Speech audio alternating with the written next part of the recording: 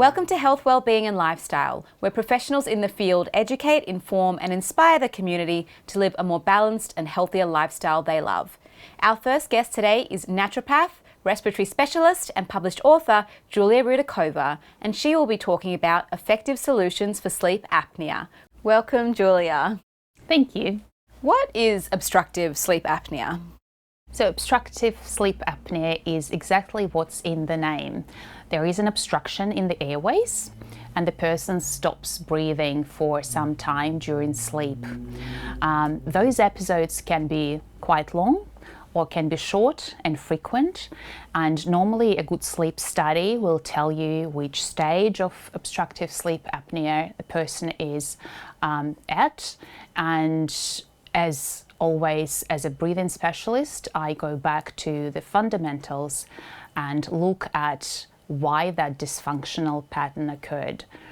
So with obstructive sleep apnea, as I mentioned before, there is an obstruction. So what the obstruction is, normally it's the tissues that are super relaxed during sleep. Oftentimes it happens when the person is sleeping on their back, and that soft tissue falls and blocks the airways partially, and it's harder to breathe. However, the body is very smart, and the body will always push you to breathe, and that's when the person wakes up. So it's that constant waking up throughout the night that leads to fatigue in the morning, poor memory, poor concentration during the day as a result. And we look at the whys of the obstruction. So oftentimes it is a bit of an extra weight that a person might carry. So just when there is a little bit of an extra weight, it's just the weight is more to press and the condition develops faster. There is also a chemical aspect of sleep apnea. Again, that dysfunctional breathing pattern, that vicious cycle of over-breathing, maybe even throughout the day, mouth breathing throughout the day, mouth breathing at night, that developed as a response. And it's not a pathology. I always say it's not a pathology, it's a response of the body to something. And we need to figure out what that something is. And that's a bit of a detective work that we do. But what I always point at is with obstructive sleep apnea, we deal with oftentimes CPAP machine. And what I say with a CPAP machine, it's a great intermediate step because there is no oxygen that the body receives, that the brain receives, and there is fatigue as a result in the morning. However, the CPAP machine pushes the oxygen, but we have two gases that participate in the breathing process. It's oxygen and carbon dioxide. And the carbon dioxide is lost. And what the carbon dioxide does for us that we forget is that it delivers oxygen into the cells. We still need to maintain that oxygen delivery. It's the Bohr effect. It's in every medical textbook. And what it says is that to detach the oxygen, so the oxygen travels in the red blood cells on the hemoglobin molecule, right? It travels in the blood and we need it in a cell, in a tissue, to have energy there, to get energy there. And carbon dioxide is the guy who takes it off the hemoglobin and delivers it. It's like in a taxi, and the carbon dioxide opens the door, please get out. Here is your destination. So we need it.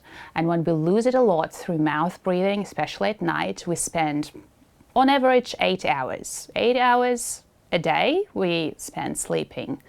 And it's a lot of carbon dioxide lost through that. So we need to look at breathing retraining. So what are effective solutions for sleep apnea? So for sleep apnea, I do recommend to break that vicious cycle of overbreathing again during the night, during the day, and start looking at how we can reverse and how we can re-establish nasal breathing. Nasal breathing is the key here in obstructive sleep apnea, just because of that mechanism of oxygen delivery. And as a result, better oxygenation of the tissues and cells, and better focus during the day. Oxygen is energy. Oxygen is our energy currency. So we have energy from food, but we also get energy from breathing. So we can waste our energy through breath, or we can get more oxygen and get more energy. What is your advice for people with obstructive sleep apnea? Well, firstly, do not wait to get diagnosed. If you're tired in the morning, let's look at how you breathe during the day.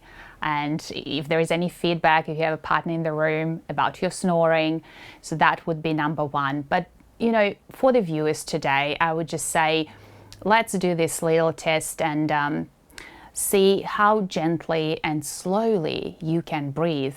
So set up a timer for 5 minutes and see if you can maintain regular, slow meaning it's an average 6 breaths per minute, right? It's a very functional breathing rate. It means you breathe into the count of 4, you breathe out to the count of 6, and you do it gently. And for sleep apnea, for obstructive sleep apnea, the gentleness in the breathing process is the most important aspect. And I'll explain why this is so.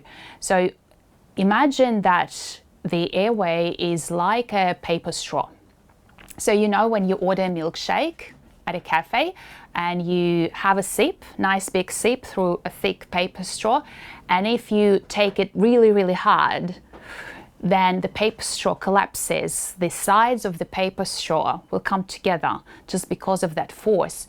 And if you sip gently, it's going to be intact. So that's kind of an analogy of our airways, right? So gentle breathing is the key here for sleep apnea sufferers. So you can start doing that at home, see where it leads you, and always seek an individualized plan from a professional naturopath. Thank you so much, Julia. If you'd like to learn more about effective solutions for sleep apnea and Julia, you can visit her webpage on our website, healthwellbeingandlifestyle.com.au. Stick around because after the break, we'll be back with another guest and another interesting topic.